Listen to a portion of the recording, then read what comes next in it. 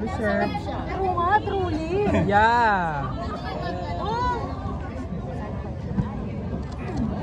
Tama lang. Ano din dito may bilog din eh.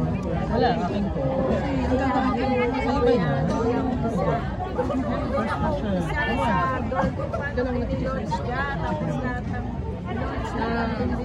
Parang kahapon lang. 17 years na po yung kahapon. And that's my age. Ay, oh! Eme! Gusto ko yun. Bawal yan. Bawal yan. Actually, meron akong goat eh. Mga friends tayo from Philippine Entertainment Bloggers Association. Ay, nako, binibida kayo ni Ate Caris sa akin. Ayan mga friends natin. At saka yung mga mahal na mahal kayo ni Ate Caris. Yung magdodrop natin cover bukas nandito yung Z, nandyan sila. Yung magdodrop tayo. So, sige, chika lang kayo guys. Wala na music. Wait lang. Huwag mo akong pressure. Pressure kita. Yan na, okay. Baka daw kasi iba na yung mga masabi ko. Itatabi ko lang si ano. Sorry, babe, itatabi ko lang si Inquiry. Dito tayo, tabi tayo. Sige, go. Tatayo ka lang here. Sure ka. Okay. Si Jessica Ann. Inquiry. Dito ka sa taas. Kaya spotlight namin. Sige. Alam yung mga sweet. Big joke. Hello! Ano po kiramdam? It's been a while and you're back. Sobrang happy po ako. Ano po eh. Ganun po talaga. May time po talaga. Nandito mo na mag-release ng music. Hindi naman siya nagpapamiss. Hindi ganun. Parang may time po talaga na parang wala eh. Wala lumalabas na kanta. Wala kang ma-create. Just so happy. Last year, nagkaroon po ako ng ng creative flow. So, tuloy-tuloy po siya. Bukod po sa babala, ang dami ko po talaga nasulat na kanta last year. At saka tinatag ka pag nababanggit yung pangalan mo sa mga issues. Tinatag ka nila pati mga dating issues. At saka mga kanta mo, inaano ka rin. Tapos yung mga youngsters mo, Sobra po. Sobra akong grateful po. So, this babala, gaano katagal ba? Ito po, parang parang mga took me parang mga 2 days. Parang nasulat ko muna yung chorus. Tapos after nun, the next day, pahinga ako kasi may ganun ako eh. Unlike dati, yung hawak kamay, parang 1 oras tapos agad. Yung hawak, yung ikaw, parang from Manila to Zamboanga flight, nasa aeroplano ako nun. Parang lang, 1 hour and 45 minutes tapos bago mag-land, tapos yung kanta eh. Pero siguro po, it comes with my age din. Iba rin talaga yung songwriting process ko. It took me 2 days bago matapos ko ang kanta ko. Hindi na siya katulad before, pero okay lang. 2 days. Wait, aside from Makoy Dubs, meron ka pang ibang gusto makakola? Yeah. Miss Regine Velasquez, target ko po this year. Sana makapag-record kami ng Miss Regine. Sobrang niya ako na-inspire. Yung Regine Rocks po na una. Pangalawa, hindi ako nakasama po dito eh. Meron po akong naging schedule ng Regine Rocks ngayon. Pero yung last year, nag-guest po ako. Nasa likod lang ako ng stage. Pinapanood ko siya, pero nasa side ako. Pero may VIP ticket ako. So pinapanood ko how much sobra siyang mahal ng fans niya. Sobra akong inspired na I aspire to be that. Sana ganun yung connection ko sa fans ko. Even matagal na ako sa industry. Yung energy, yung love, ganun ko mararamdaman. Sobrang starry-eyed ako. And I really think ako nakapanood ng concert dito, Gary. Meron po sa Mayten.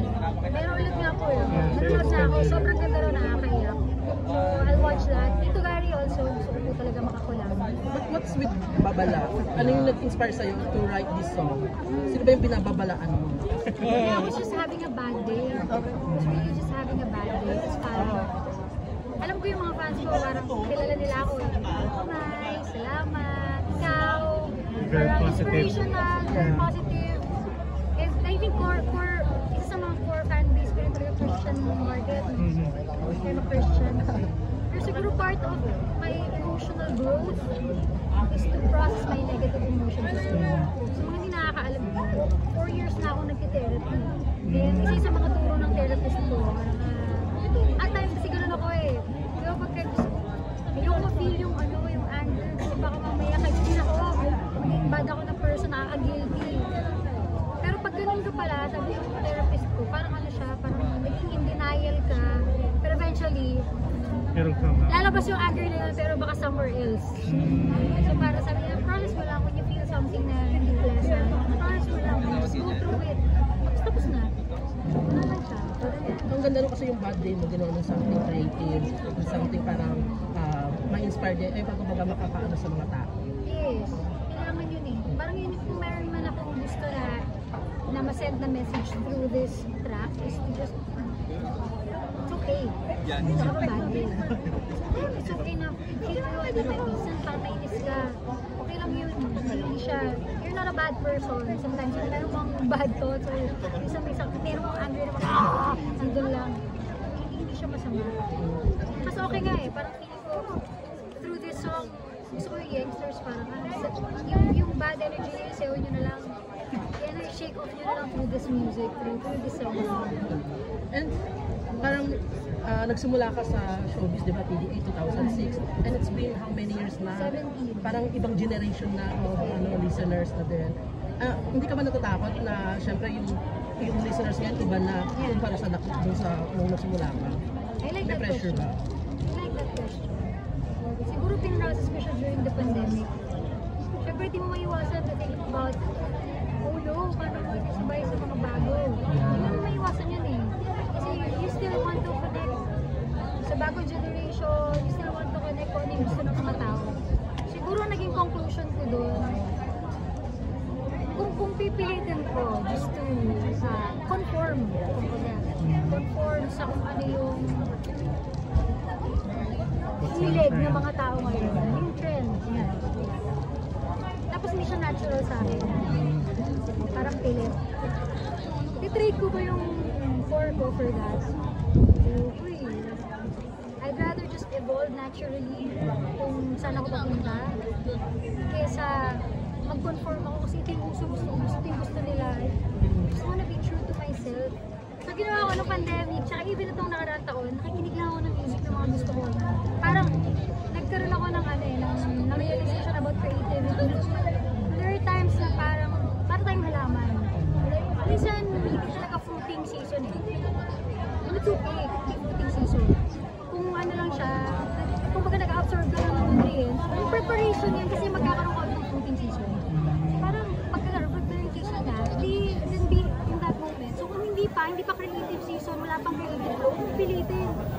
Makinig ka lang na makinig. Kaya ako, ang dami ko na binge watch na Netflix shows for me to, just enjoy. Kasi even, not just music eh, stories, yung mga iba't ibang nakikita mo. Kasi kung ano yung mga things na magkakapin sa'yo ng something na real. Siyempre kami sa buhay po namin, 17 years na po ako sa industry. Sometimes our lives are just parang hamster wheel. We wake up, mag-makeup kami, punta kami ng show, sa bahay, stable relationship na asawa ko. Alam ko na, predict ko na, tatawa kami, po kami sa couch, kakain kami, magpapaaraw kami. It's all like that eh. For me to be able to experience different kind of emotions, sometimes kailangan ko talaga mag-borrow ng energy from shows, from stories of people around me, from, old songs. Nakikinig ako ng mga 70s. Gusto ko po. Fan ako ng Bread ngayon. Nakikinig ako ng Aubrey. Ako nga din, Aubrey was. Sir, hindi ko alam bakit. Tapos meron pa isa yung Alone Again. Paulit-ulit lang. Yung mga gano'n, mga 70s, 60s na music. Nakikinig ako ng mga super luma-lumang mga tracks ng Beatles.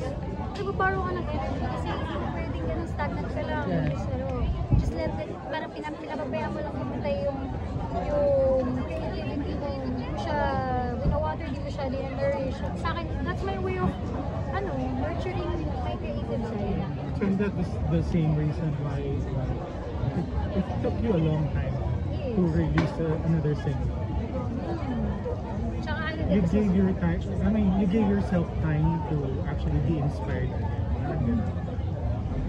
Naniniwala kasi ako pag inspired ako, nararamdaman ng core fans ko yun. Lalo na pag excited ako eh. Then, yun yung energy na gusto ko ibigay sa kanila. Nag-excited kanina. 17 years ako sa industry, ninervous ako kanina. Kasi nanginginig ako paghawak ko nga ng tubig eh. Parang back to zero. Oo, nanginginig ako kanina kasi bagong kanta eh, alam mo yun. Kasama yun, hindi yung negative ah. Pag nininervous ka, hindi yung negative. For me, ano yun, ibig sabihin excited ka pa. Pag wala ka ng takot, hindi mo nakakatakot. So ako yung merong konting nervous for me. So masarap siyang pakiramdam. Para kang rocket na ilo-launch, parang pag bukas na nandun ka na parang, parang ngayon, parang okay na nakasail na, happy na ako, I can sleep na. Pero gaano kahaba mo, gaano kaisi mo na gawa itong babalik? Yun nga, mga 2 days. It took me 2 days. Hirap na. 2 days. Ano na-feel mo na sobrang supportive pa rin sa'yo ng mga youngsters? Talagang honest yan. True to my heart. Sila talaga yung reason ko kung bakit lagi akong excited gumawa ng bagong material. Pag yung may ganitong event, tapos nakikita ko yung reaction nila, kahit sa Twitter kapag nilabas na yung kanta, oh my God, di ba ang kagabi? So kagabi, medyo may sakit ako actually, like even today, hindi ko na nakita yung real time na reaction. Pag-gising ko kaninang umaga, nakita ko yung mga tweets nila. Sarap pakiramdam na gano'n. Ay, may naramdaman ko rin sila na iba. Hindi yung parang, it's the same ate all over again. You give them something new. And na-excite sila, alam mo yun. Sarap kung gano'ng pakiramdam. Tsaka rin pakiramdam na yung mga bagong generation, yung mga ngayon, hindi kasi ganyan nung nagsimula ka sa showbiz, pero yung mga old songs mo, love na love pa rin yun. Love din nila. Sobrang happy ako. Like last year, isa sa mga pinaka-hitik ko na year sa gigs. Nakakagawa ko na isang version ng original songs with my band. Pag-festival, sarap. Hindi ako makapaniwala. Hindi ganun parang... Naalala ko si Kuya Yael, una sa lahat. Kuya Yael, salamat. Siya nagsabi sa akin, alam mo dapat original yung set mo kasi kaya mo eh. Hindi ko kasi ako ganun katiwala sa sarili ko. At times parang, talaga ba kaya ko ba yun? Paano hindi nila masakyan? Baka hindi nila alam. Pero in-apply ko siya parang last year, gumagawa kami 1-hour show, mga festivals. Tapos makikita ko yung mga tao, they're saying along, parang wow, 17 years, hindi na-compile na pala ako mga ganong kanta, na alam ko mga tao, na sing along. Sarap, wala na akong mahihiling pa. Actually, sobrang grateful talaga ako. Sobra po talaga akong grateful. And napanood namin sa interview mo sa Magandang Buhay na parang magkakaroon ka ng reimagine versions ng mga hit songs mo. Ito na ba yan yung pinag-upload mo? Na-upload ko na yung sa YouTube ko. May first 5 akong in-upload. Yung bagong version ng Ikaw, Salamat, Lapit, mga gano'n. Magkakaroon ko siya na second batch. So kanina narinig ko na yung ilan sa mga kanta. Yung first medley na ginawa ko na medyo upbeat. Kasi yung first batch na ginawa ko medyo mellow. So pala ko doon sa pangalawang reimagine, mas upbeat naman. Tapos ibahin namin ibang set naman. So mas grungy, mas street style yung itsura naman. Kasi medyo din ako dun sa unang reimagine. Dahil saya ko din.